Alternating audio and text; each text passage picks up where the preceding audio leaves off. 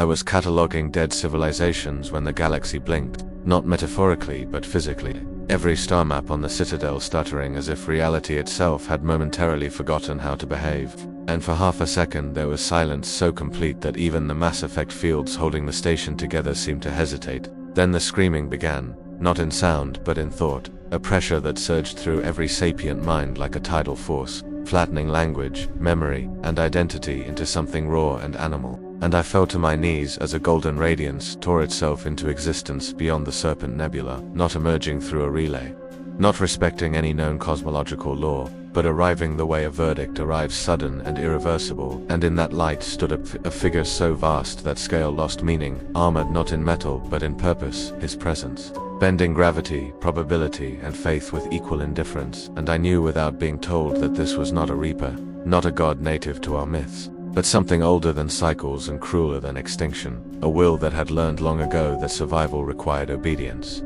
And as his awareness brushed against the Citadel, I felt billions of thoughts align involuntarily, not controlled, not dominated, but understood, dissected, and weighed. And that was worse, because it meant resistance was no longer a moral act but an inefficiency to be corrected.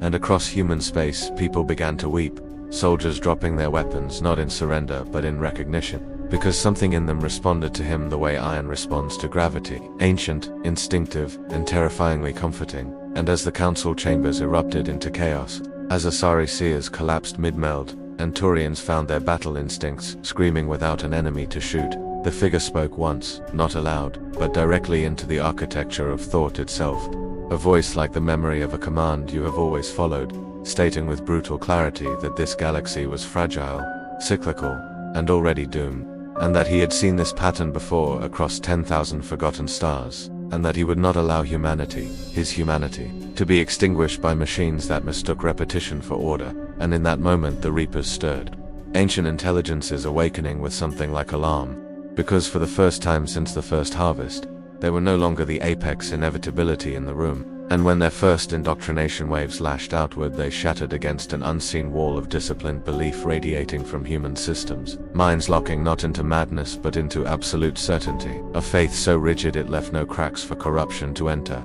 And I understood then that this being did not fight with fleets or weapons but with alignment, with the terrifying efficiency of a species convinced that obedience was virtue and sacrifice was purpose. And as reports flooded in of human colonies reorganizing overnight, militias forming without orders, prayers spoken to a figure none of them had ever known yet somehow remembered, I felt dread coil in my chest, because the galaxy was not being conquered, it was being optimized, and optimization does not ask permission. And when at last the Emperor's gaze withdrew from the Citadel, leaving behind silence and the echo of his judgment, I realized with sickening clarity that the war with the Reapers was no longer the most important conflict unfolding, because something far more dangerous had arrived, a solution that worked.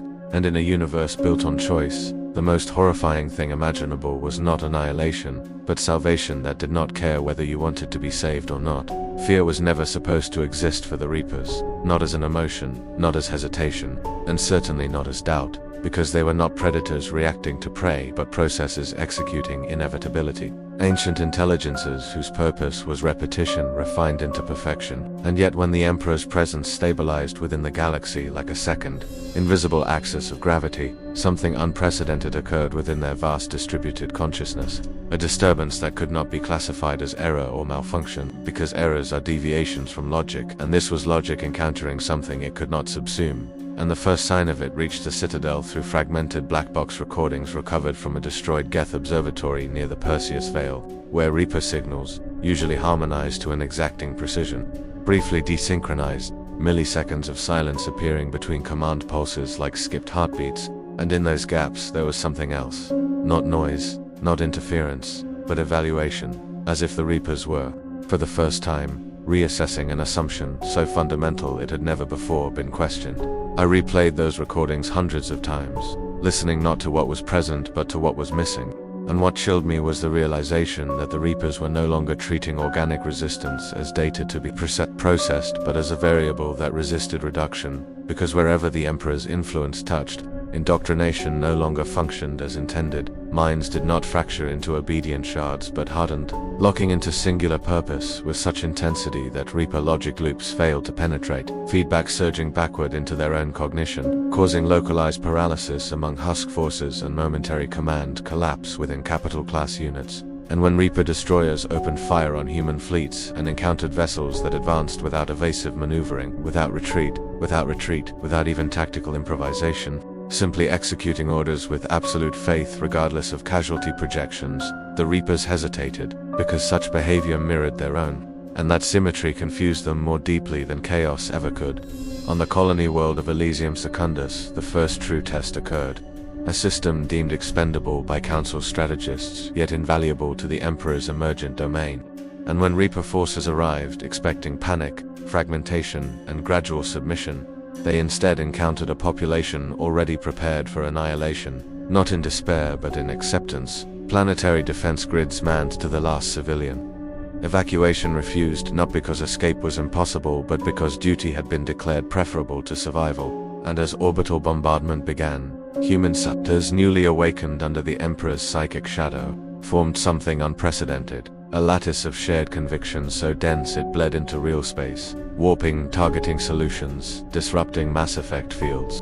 And for 13 impossible minutes, a single human world resisted a Reaper vanguard without hope of victory yet without fear of loss.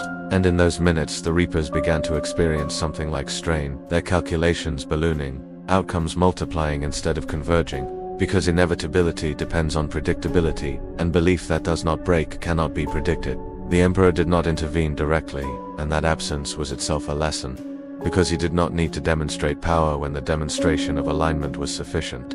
And I felt then the shape of his strategy, not conquest but conditioning, not command but cultivation, transforming humanity into a weapon whose ammunition was obedience and whose fuel was sacrifice.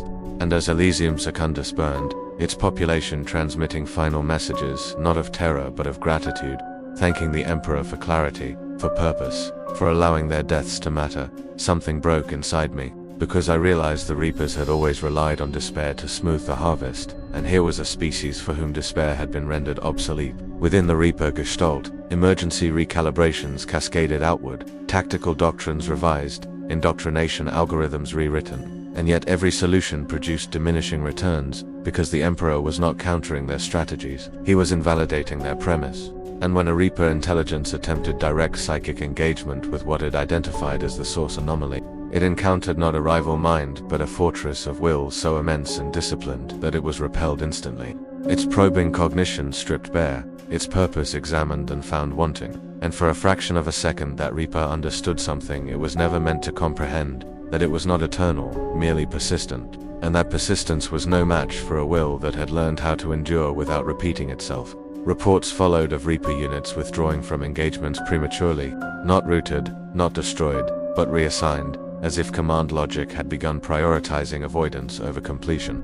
And the word fear began circulating in intelligence briefings, always in quotation marks, always accompanied by qualifiers, because no one wanted to admit what the data suggested, that the Reapers were no longer confident in the cycle. And when Commander Shepard was dispatched to investigate a derelict Reaper husk drifting inert near the Omega Nebula, they returned with a single, devastating observation, that the internal data cores showed signs of recursive doubt, logic trees branching endlessly without resolution, and that at the center of those trees was a singular, unresolved variable labeled only as the Sovereign Anomaly, a title that made my blood run cold, because even the Reapers, in their own way, had begun to mythologize him. The Emperor spoke again shortly after, not to the galaxy at large, but to humanity alone, a private communion that left non-humans untouched, yet deeply unsettled. And those humans who received it emerged, changed, calmer, more resolute, eyes carrying the distant focus of soldiers who have already accepted their deaths. And while his words were never recorded,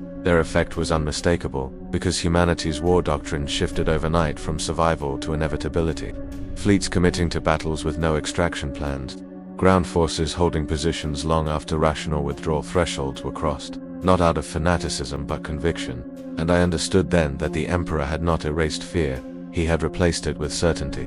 And certainty is far more dangerous, because fear can be exploited, but certainty can only be broken through annihilation. As the Reapers adapted, escalating their assaults with brutal efficiency, entire systems vanished in cascades of dark energy and nuclear fire, yet each victory felt hollow because it failed to produce the psychological collapse they required to sustain the cycle, and in their failure they revealed the truth the Emperor had always known, that the harvest was not merely about preserving life through repetition, but about controlling the narrative of survival itself. And now that narrative had been stolen, rewritten by a being who understood that meaning, once imposed successfully, could outlast any machine. I recorded all of this with shaking hands, aware that history was pivoting around a fulcrum too small to see yet too massive to ignore. And as I watched Reaper fleets reroute, avoid, hesitate, I felt a strange, forbidden thought take root, not hope, but anticipation, because the galaxy had spent millennia fearing extinction. And now, for the first time, extinction was afraid of us, and I did not know whether that reversal would save us or damn us. Only that it marked the end of an era where survival was something that happened to us, rather than something we chose to enforce upon the universe. And somewhere beyond the stars, the Emperor watched patiently, knowing that fear had finally entered the equation, and that once inevitability doubts itself, the end, whatever form it takes, is no longer a matter of if, but how. The confrontation did not erupt in space, nor did it commence with fire and metal. It began in the mind, in the interstitial void where thought, belief, and instinct converge, because the Emperor does not fight like mortals, and the Reapers, for all their calculated inevitability, were about to discover that not all inevitability bends to logic, and I was present, or rather, present enough through the psychic recordings and neural feedback loops my station had preserved. When the first clash occurred, a wave of pure, incomprehensible resonance that shattered communication across a dozen systems simultaneously. And in that resonance the Reapers felt themselves peeled open, their Gestalt consciousness pried apart by threads of belief so dense, so resolute, that they could not be catalogued or overwritten. And in that psychic crucible the Emperor did not speak, but projected, not commands, but a vision, a lattice of purpose that encompassed the entirety of human potential. All the triumphs, all the losses, all the devotion ever given or taken, folded into a single, unyielding force, and the Reapers recoiled because they had never encountered a variable immune to indoctrination, a population whose fear had been replaced with an unshakable certainty, and that certainty was not servitude but self-realization, a paradox they could not compute, and the void between stars trembled in response, as if the fabric of space itself sensed a conflict beyond comprehension, where neither side could strike conventionally and yet both were tearing through reality with thought alone. I watched the feedback loops, recorded on devices that should have melted under the psychic strain, and I understood for the first time what it meant to confront a being that had internalized the scale of a galaxy while simultaneously holding the weight of billions of minds. The Emperor did not need fleets or relays, for his consciousness radiated like a supernova through cognition, and each Reaper probe that attempted to dissect him or impose its cycles found itself shattered, its logic loops folding inward until they collided with paradox. Every attempt at subjugation rendered meaningless, while human minds within the influence of his lattice acted as amplifiers, voluntarily channeling his resonance across planetary systems, expanding the psychic battlefield to dimensions the Reapers had never modeled. And in that expansion, the first hesitation appeared, tiny but unmistakable, as capital-class units stalled in their advance, command structures pausing mid-implementation, and even indoctrinated populations, previously unquestioningly obedient, began to act unpredictably, adhering instead to a logic of survival defined by absolute unity under a presence they did not fully see but felt in every thought and heartbeat. The Emperor manifested himself differently in each consciousness, a subjective projection, yet always recognizable as the same immutable axis. A towering figure of gold, cracked armor glowing with the psychic energy of centuries, eyes not merely watching but measuring, not merely judging but calculating the emotional fidelity of every soul. And in that projection he did not rage, he did not plead, he did not coerce, he simply demonstrated inevitability through presence. And for the Reapers that demonstration was catastrophic, because their tactics depended on bending belief through fear, on reducing possibility to a single predestined outcome, and here was a force that existed outside predestination, operating in a continuum of certainty that was neither conscious nor irrational but absolute, and the result was something that had no name in any language, all laced with existential terror. For hours that seemed like years, psychic storms tore across the galaxy, not in light or sound but in the architecture of understanding itself. And as I documented the event, I realized the Emperor was not fighting to destroy the Reapers but to reframe them, to force them into recognition that their model of existence, elegant and precise, was incomplete, and as human fleets engaged Reaper forces physically, their coordination was uncanny, perfectly mirroring the psychic battlefield, reacting not to orders but to projections of inevitability, a dance choreographed by belief itself, while the Reapers found their feedback corrupted, unable to anticipate movement in a space where action was not linear but resonant. And somewhere amidst this, entire civilizations erupted in synchronized vigilance. Citizens standing at attention not because they feared punishment, but because they recognized that survival demanded alignment, with a will beyond comprehension, and that recognition was simultaneously empowering and horrifying, because choice became optional once clarity replaced fear. Then came the moment when the Reapers attempted their most audacious countermeasure, a psychic wave designed to overwhelm human minds and sever their connection to the Emperor's lattice, an assault intended to reduce billions of minds to obedient nodes. And yet the wave failed catastrophically, dispersing into the void like lightning striking water, because belief cannot be overwritten when it has already crystallized into immutable certainty.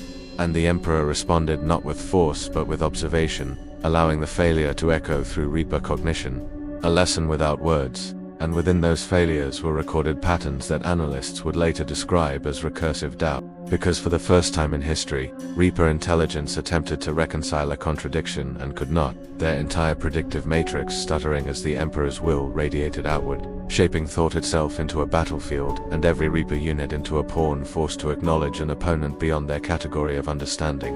I remember the sound of it, or rather, the lack of sound. A silence so profound that every system with a sentient sensor suite registered a vacuum in which no signal could persist. A calm that was heavier than any explosion.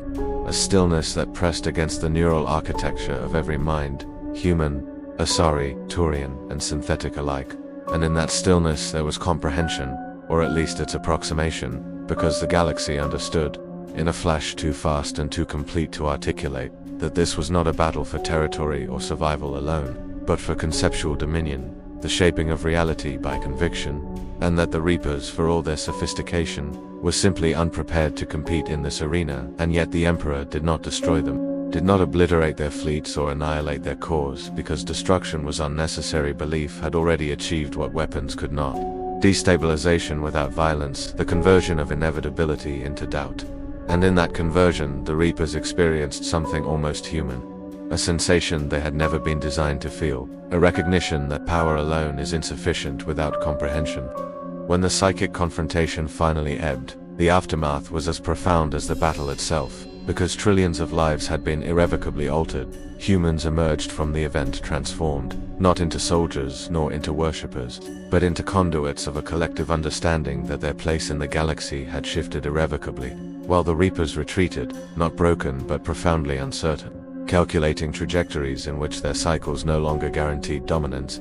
And I understood that the Emperor had not merely defended humanity or tested the galaxy, he had rewritten the rules of engagement for sentient life itself, creating a space in which choice, belief, and alignment became as potent as fleets or weapons. And that rewriting carried consequences whose full scope no one could yet grasp, because the galaxy would never again assume inevitability as a given, nor that any force, synthetic or otherwise, could impose it without resistance.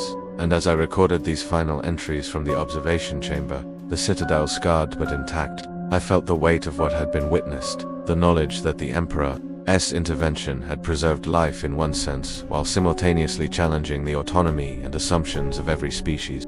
And that understanding, quiet yet crushing, settled over the galaxy like a persistent gravity, because survival had been secured. Yes, but only through transformation, and transformation always comes with loss, the loss of innocence, of simplicity, and of the comforting illusion that the universe is predictable. And somewhere beyond the outer relays, the Emperor remained, patient, observant, ensuring that the galaxy's new trajectory remained viable, and that for all the victories, for all the resistance, one truth endured above all: in a universe where belief is a weapon, and will is sharper than steel, even the ancient inevitability of the Reapers can be made to hesitate. The galaxy changed not in a single instant but like ice cracking under weight, subtle fissures widening until entire civilizations could no longer ignore the pressure pressing from above and within, because the Emperor of mankind, though physically absent, had become a constant gravitational field for thought, belief, and culture. And as I observed from the Citadel's archives, the subtle realignments began quietly at first. Administrative codes rewritten to emphasize cohesion over ambition, planetary governors adopting a lexicon of duty and endurance, schools teaching history not as a series of chaotic accidents, but as lessons in compliance and survival, and human populations, particularly those closest to the Citadel, began to exhibit a strange, disciplined fervor. Not the blind panic of indoctrination, but the calm clarity of minds that had tasted inevitability and chosen alignment. A clarity that spread outward like a virus of reason, infecting colonies, fleets, and even distant outposts beyond Alliance jurisdiction, while simultaneously generating waves of anxiety among alien species whose own social orders, built on negotiation, diplomacy, and diversity, could not withstand the psychic echo of humans redefined by the Emperor's subtle will. Every species responded differently, but all were affected. Turians saw their hierarchy buckle under the weight of soldiers who, after dreams of marching beneath golden banners, demanded unified purpose over political compromise, and though officers resisted initially, the insidious allure of absolute efficiency, the simple certainty that unity could prevent disaster, began to fracture command chains, creating pockets of obedience that spread contagiously through disciplined units. While Asari philosophers fractured into sects debating whether the Emperor represented ultimate control or the return of Atham in an alien form, and their schools of thought, once bastions of abstract exploration, became arenas of argument over survival versus freedom, fracturing families, entire city-states, and networks of biotic academies into competing factions, each attempting to either embrace or resist a gravitational truth they could not ignore. And the Solarians, analytic and fastidious, discovered their simulations collapsing under the new variable of mass belief. Predictive models failing as populations realigned themselves according to invisible rules they could not compute, forcing governments to act reactively rather than proactively. And in every case, the pattern was clear. Civilizations were not conquered, they were transformed. Their trajectories bent slowly but irrevocably toward a galaxy whose axis had been recalibrated by a mind that did not directly rule but could make resistance seem irrational. I recorded the subtle coercion, the way humans began to reorganize their settlements, replacing chaotic municipal councils with councils that mirrored imperial hierarchies, symbols of order appearing on public buildings, banners bearing geometric motifs instead of local flags, all with citizens accepting, even advocating, for such changes with a strange, unshakable resolve. And the psychological effects were profound. Dissent became cognitively exhausting. Debates collapsed into agreement as the weight of inevitability pressed inward, and the first generations of children born after the Emperor's psychic imprint absorbed this structure as if instinctive. Their play, education, and art all reframed to reflect endurance, obedience, and collective stability rather than imagination or individual achievement. While alien observers could only record and speculate, some terrified that human potential had been redirected into something alien, disciplined, and terrifyingly effective. Others fascinated by the clarity with which one species could unify itself under an unseen authority, a potential they had never imagined possible, and all of it spread outward from the core worlds, carried by psychic resonance, cultural imitation, and the undeniable efficiency of coordinated purpose. The Reapers did not retreat entirely, but they adapted slowly, confronted with resistance that no longer bent to fear. Indoctrination waves meeting organized, fanatical humans who refused to break, whose collective belief created a psychic feedback strong enough to disrupt Reaper synchronization, and in turn, the Emperor did not need to intervene directly. His presence as abstract gravitational force sufficient to guide outcomes, reshaping warfare into a contest of will and mental coherence, rather than firepower fleets moving as though the Emperor's unseen hand guided them. Civilians supporting defenses, not out of coercion but because they understood survival as a moral imperative, and in those same moments, entire alien populations reacted instinctively, some allying themselves with humans seeing efficiency and clarity as an asset, others withdrawing, creating isolated enclaves, defensive networks, and philosophical doctrines centered on resisting an invisible tide they could not comprehend. Yet all were altered by it, all forced to reconcile with the new reality of a galaxy whose axis had been shifted without firing a single shot. I watched as entire planets underwent structural, cultural, and technological optimization. Cities were reorganized to prioritize communication efficiency. Transportation grids restructured for rapid response to crises, research directed toward projects with direct survival benefit. artistic expression codified to reinforce shared identity and resilience, and the cumulative effect was breathtaking, terrifying, and beautiful in its alien clarity. Because every decision, every calculation, every human or alien thought aligned subtly with the logic of endurance, efficiency, and hierarchy. And yet, even as the system functioned, a quiet unease persisted. In the pursuit of survival, spontaneity, creativity, and chaos, the very elements that had defined civilization for millennia were quietly being pruned, leaving a galaxy more resilient but less alive in the messinzas that makes life meaningful. And I could not decide if this was salvation or the first step toward a gilded cage.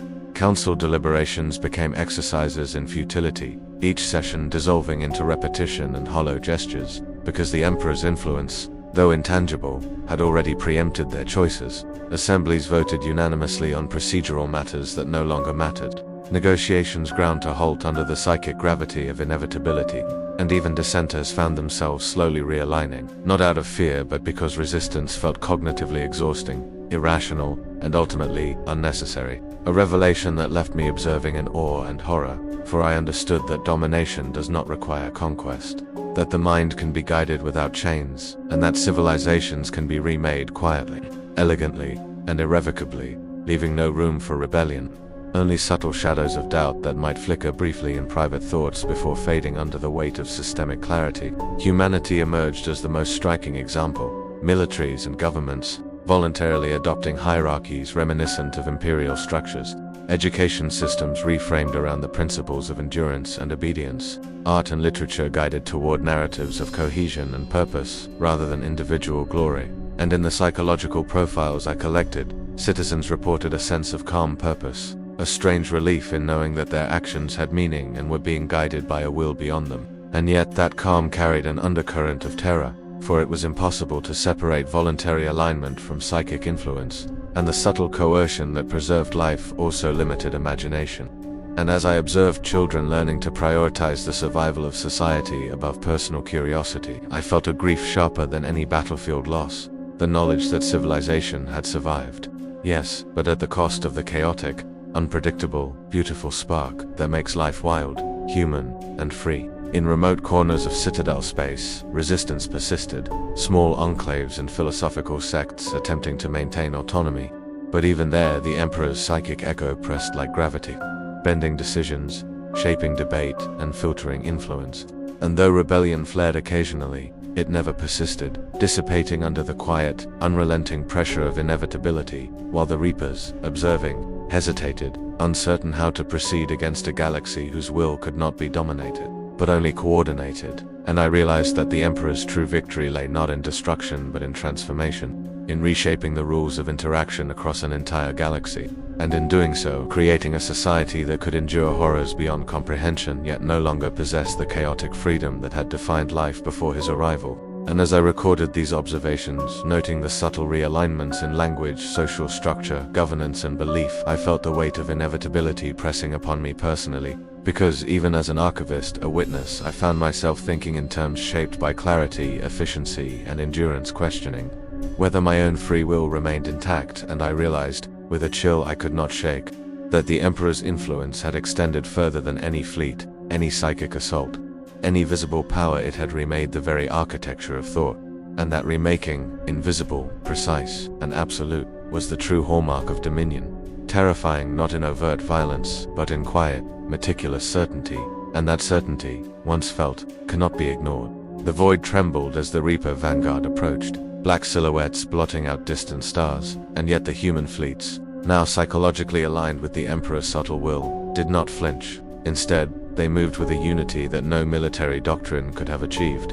Every vessel maneuvering as if connected by a single mind, every crew member aware of not just their own role, but the emergent purpose of the formation as a whole. And as the first salvo of Reaper dreadnoughts opened fire, energy lances cutting through the darkness like pale blades, the human lines absorbed, countered, and redistributed the assault almost preternaturally, shields pulsing in perfect synchrony, engines adjusting to compensate for gravitational anomalies, and every movement carried the echo of the Emperor's guidance, not as orders but as inevitability, a psychic architecture that bent probability itself, forcing outcomes toward survival, cohesion, and resilience. I watched from my station aboard the Citadel, viewing screens filled with dozens of simultaneous battles across multiple systems, and the horror became apparent. This was no ordinary warfare, no simple contest of firepower, but a collision of existential logic. Because the Reaper's usual domination, their capacity to overwrite minds and impose cycles of inevitability, met a force equally absolute but fundamentally different human belief,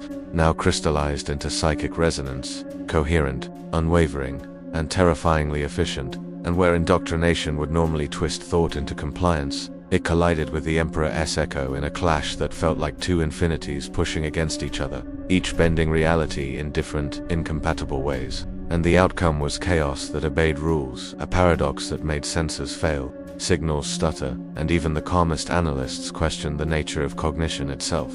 Explosions tore across orbital grids, plasma arcs dancing in patterns that seemed choreographed rather than random, as if the fleets themselves were aware of a cosmic rhythm. Yet the destruction was no less real. Hundreds of Reaper hulls ruptured, cascading into debris fields that glowed faintly with residual psychic energy, while human losses, though minimized by extraordinary coordination, were no less horrifying. Soldiers and civilians alike caught in the feedback loops of psychic resonance, their minds stretching to accommodate signals that had once been incomprehensible. And across the Citadel, analysts noted reports of Reaper indoctrination waves rebounding catastrophically, converting entire units into inert husks, caught between the Emperor's will and the Reaper's logic, and in some cases, entire Reaper vessels drifted silently, their internal systems failing not from weapons, but from the sheer cognitive paradox imposed by unified belief, an invisible siege that crushed the mind before it ever touched metal. Fleet commanders, both human and alien, described phenomena that defied understanding, shields stabilizing before damage occurred, targeting systems compensating for attacks not yet launched, subcrews exhibiting instantaneous awareness of distant threats, and the uncanny coordination of entire task forces that suggested predictive capabilities beyond any AI model. Because the Emperor's influence was not a signal but a substrate, an underlying resonance upon which thought, probability, and perception now moved, and even Reaper synthetic intelligences, designed to calculate and dominate, experienced recursive feedback loops they could not escape. Moments where a single decision propagated contradictions that destabilized entire clusters of units, and I realized then that this war was not being fought with conventional weapons at all, but with cognition, belief, and the raw physics of inevitability itself. In the midst of this, Commander Shepard's role became pivotal, not as a hero in the traditional sense, but as an anchor.